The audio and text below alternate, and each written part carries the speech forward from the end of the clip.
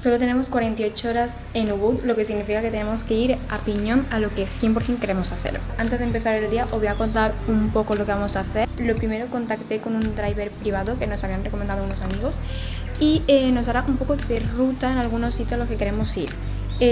Porque somos 4, estoy yo con mi pareja y 2 amigos, o sea, y otra pareja más. Entonces no sé cómo vamos a cuentas hacer eso e ir seguros y coger una moto y plantarnos en la otra punta. Queremos ver un arrozal, un pueblo y una cascada. Y dicho esto, os dejo un tour por la villa que lo que más coraje me da de estar solo 48 horas en Ubud literalmente es que no voy a aprovechar nada la villa. O sea, hoy no vamos a estar nada aquí.